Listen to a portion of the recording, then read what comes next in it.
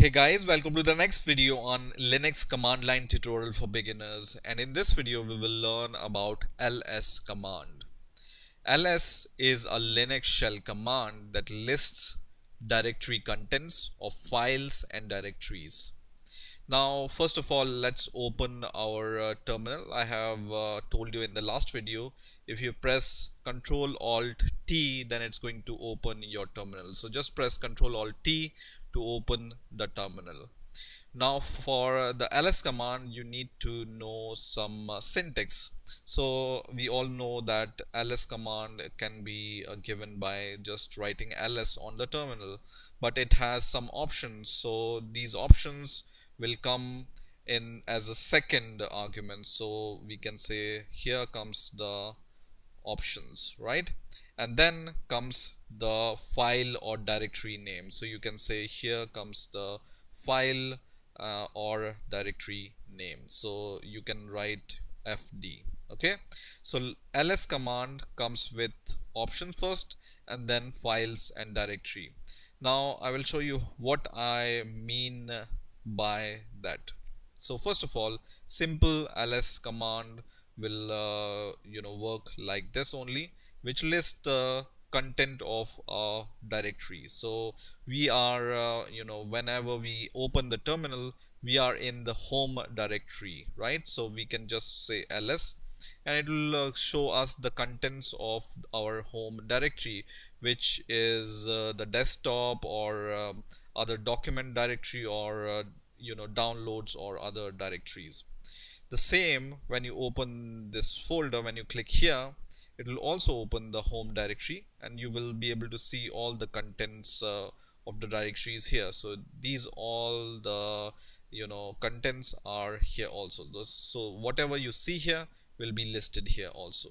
Okay, now the second option of using ls command is by using a directory name. For example, we want to see the contents of this document directory, right? So our document directory contains these two files. So how we can list the content of this document directory? You can just write ls and then just write documents and then press enter, and it will list all the files which are there in the documents directory, right? In the same way, if you want to list out all the contents in the downloads folder, then I will just say ls downloads, okay, and press enter, and it will show us the contents of the downloads folder, right? So simple. Now if you want to list out all the contents of our root folder, as I have shown you in the last video, you just need to give ls and then /, which is our root directory, right? And press enter, and it will show us the content of our root directory. And in here you can verify this by going to this computer option, and you can match all the directories here and here, right? Now by default, as I already told you, we whenever we open the terminal, we are in the home directory, right? Now home directory, you can just give pwd command and it will give you what is your home directory, and this is your home directory, right? So you are presently in your home directory. Now in other terms, when you want to list out the content of home directory, you can just say ls and then give this tilde symbol, which will also give you the same content as ls will give you. So let's print out ls first, but let me clear all the commands which I have given earlier. So to clear the terminal, you just need to write clear here. So just write clear and press enter, and it will clear your terminal. And clear means your terminal will be blank, but when you scroll up, all the commands are there. So clear means it will just scroll down a little and it will blank out your terminal for you. So let's list out again. So ls, so it gives me the content of my home directory, and whenever you give ls and this tilde symbol, This tilde also means the home directory. So whenever you press enter, it will give you the same content. And whenever you do ls, and you can type the path by yourself. So home programming knowledge, which is my home directory once again, and when I press enter, it will give me the same directory structure, right? So there are three commands to list out the same thing. One is ls, which will give you all the contents of your home directory when you open your terminal, right? And then ls tilde, which will be also giving you the same content. So this tilde means your home directory, and also your you can type the home directory file path, something like this. Now let's see some options. So whenever you want to go inside some directory, as I have done, so I will just say ls document, and you can just list out anything, but you can just write ls and then dot dot, and this dot dot means you want to print out one step back directory structure, right? So whenever you press ls like this, it will give you programming knowledge, because right now we are in home and then programming knowledge. So whenever we want to print the content of home folder, then we just need to give these two dots, and it will tell you just one folder back, right?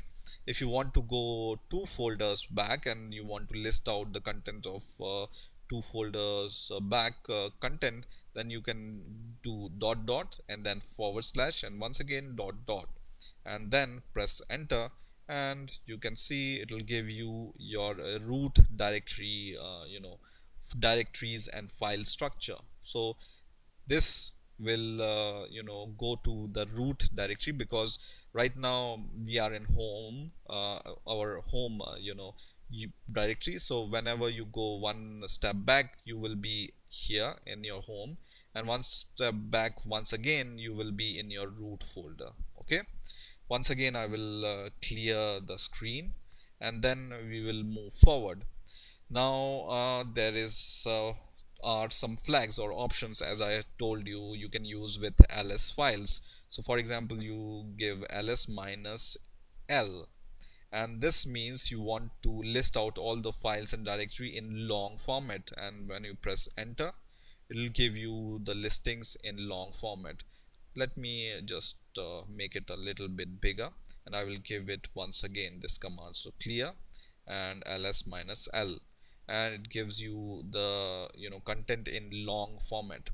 Long format means it will give you the details, who is your user, what are the rights for this file, and what is the size of your file, and at which date this file was created, and the time at which this file is created, right? Now you may be wondering, what is this DRWXR, or what are all these things? So you can see there, these are the user rights. So these users rights are separated by this minus symbol. So the first this thing, which is DRWXR, so what does this mean? So D means directory here, R means read, W means write, X means execute, and once again R means write. So these are the rights of the owner. Owner means whoever is logged in. So I can read, write, execute this directory, which is desktop, right? Second is the group right after this minus, right? So execute and read are the rights of the group, and then the third is for the others, which is only execute this directory. Okay, so this is how you can list out the long list of files and directories. Now there is one more command, which is ls minus a, and this will give you the hidden files also. So this will show you the hidden files also. So just write ls minus a, and it will give you all the hidden files. So these are dots and double dots and dot android and dot bash history logout dot cache. These are all the hidden files. So hidden files in Linux start from dot, okay, and they will not be shown here. You can see these dot files are not here. So whenever you give ls-a, it will give you all the hidden files, right?